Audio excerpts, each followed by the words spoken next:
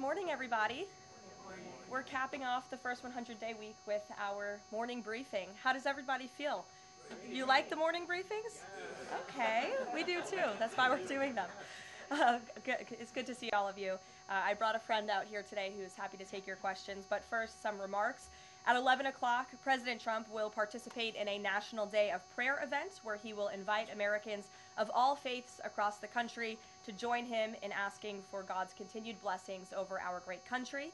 During the event, the president will sign an executive order establishing a Religious Liberty Commission. Later today, President Trump will travel to the University of Alabama to deliver a commencement address to the graduating class of 2025. Last night, we saw yet again why President Trump is our deal maker in chief. We secured a historic agreement to establish the United States-Ukraine Reconstruction Investment Fund.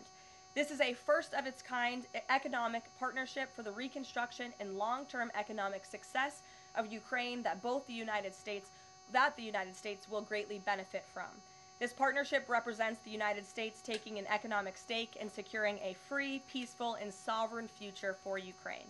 This partnership establishes a fund that will receive 50% of royalties, license fees, and other similar payments from natural resource projects in Ukraine. President Trump has been clear from the beginning. He wants the killing in this brutal war to end.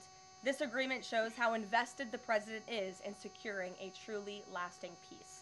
To mark President Trump's triumphant first 100 days in office, we've detailed all week how President Trump has been hard at work delivering on the promises he made to the American people. And yesterday, the president once again showcased why he is the most transparent and accessible president in American history when he held his fourth open press cabinet meeting. Every cabinet secretary went into great detail, explaining how their respective agencies are making life better for American families and businesses. And then the president allowed all of you to ask questions on anything you wanted afterwards.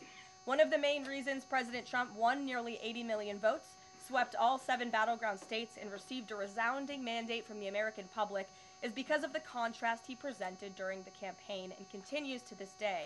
Everything in President Trump's agenda is grounded in one thing: common sense. While the Democrat Party went off the deep end and doubled down on pure craziness, President Trump pledged to restore common sense back to the United States of America. In a little more than 3 months, that's exactly what he's done.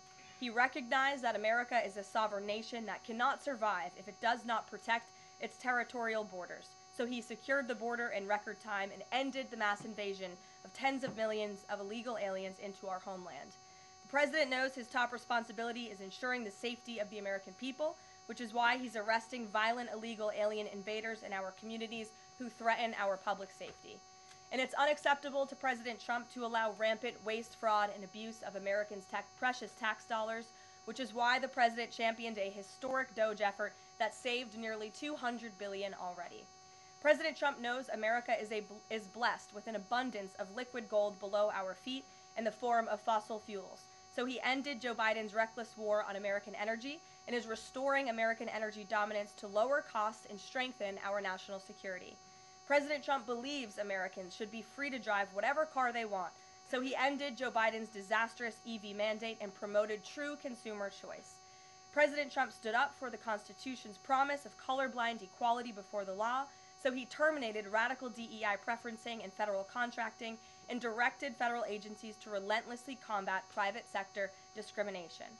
DEI seeks to divide and pit Americans against each other based on immutable characteristics.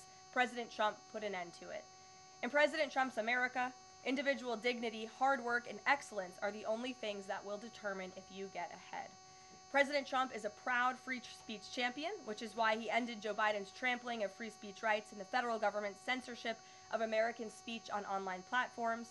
The president believes college students have a right to speak their minds and go to school safely. Again, common sense. So he took bold action to protect Jewish American students from harassment by pro-Hamas radicals on their campuses. And President Trump knows that America's children are our future, and he'll never stop fighting for them. That's why he ended the radical, un-American indoctrination of children by eliminating support for divisive, radical gender ideology and equity ideology, and why the president protected parents' fundamental rights. And lastly, the president believes in fundamental biology. Isn't that something? which is why he made it the official policy of the United States government that there are only two sexes, male and female. And because men and women are biologically different, President Trump ended the unfair, demeaning practice of forcing women to compete against men in sports and having their private spaces invaded. When President Trump promised a complete restoration of America and the revolution of common sense, he meant it. And over the next 100 days, get ready for historic trade deals, budget deals, and peace deals. For more on President Trump's common sense revolution, I will turn it over to our White House Deputy Chief of Staff for Policy, Stephen Miller.